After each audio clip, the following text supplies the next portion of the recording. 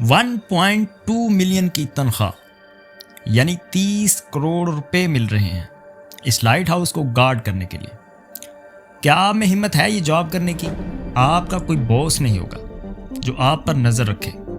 جب دل کرے آپ آرام سے سو سکتے ہو، آرام سے اٹھو، کھاؤ، پیو، فشنگ کرو۔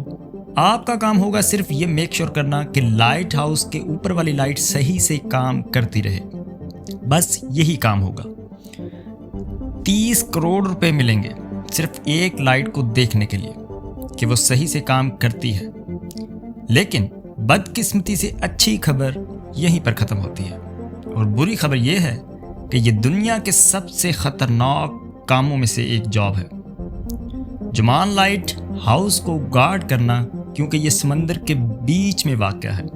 اس سے پہلے کہ آپ اس جاب کے لیے اپنی سی وی بھیجو، یہ بات بھی سن لو کہ آپ سے کوئی بندہ بھی بات نہیں کرے گا۔ ہر وقت تنہائی ہوگی، اور سب سے خطرناک بات تو یہ ہے کہ اس علاقے میں بہت زیادہ خوفناک طوفان آتے ہیں، اور طوفانی لہریں 10 میٹر اوپر تک ٹاور سے ٹکراتی ہیں۔ اس جاب میں جان جانے کا بھی خطرہ ہو سکتا ہے۔ یہ پکچر لی گئی تھی ریسکیو آپریشن کرتے ہوئے۔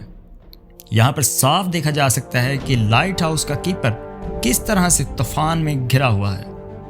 اگر یہ طوفانی لہریں پوری طرح سے لائٹ ہاؤس کو کور کر لیتی تو اس کی جان کو بھی خطرہ ہو سکتا تھا۔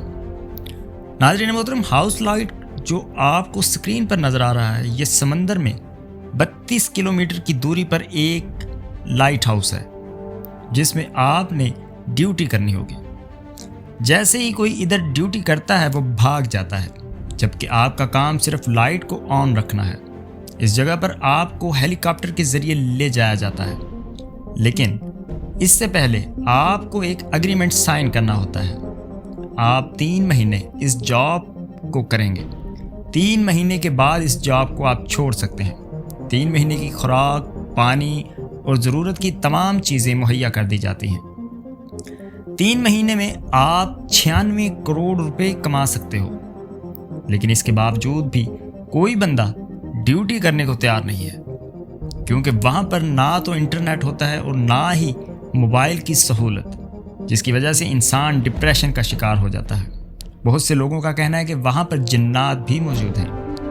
آئس لینڈ کی گورنمنٹ نے یہ فیصلہ کیا ہے کہ بیرون ملک سے لوگوں کو اس جاب کے لیے بلایا جائے، جو وہاں مسلسل 3 مہینے ڈیوٹی کرے گا۔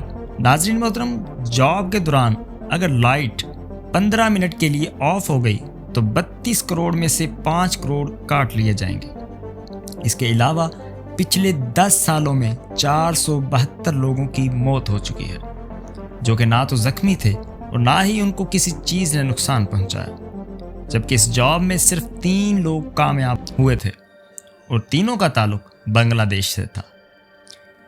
ان میں سے ایک ثاقب اویسی نام کا شخص ہے، جس نے ایک انٹرویو کے دوران بتایا کہ جب میں پہلی بار آئس لینڈ پہنچا تو سب سے پہلے ایک اگریمنٹ سائن کیا تھا، جس میں وہاں مسلسل 3 ماہ جاب کرنے کی شرط درج تھی۔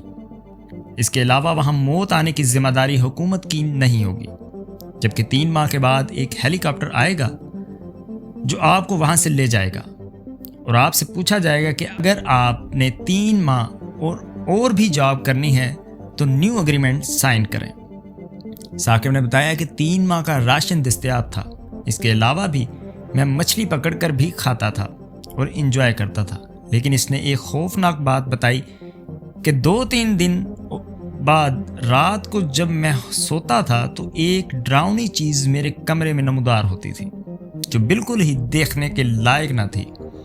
اس قدر خوفناک چیز تھی جس کی سمجھ بھی نہیں آتی تھی۔ اوپر بھی موت نظر آتی تھی اور نیچے بھی موت، اور ہم درمیان میں سٹک ہو جاتے ہیں۔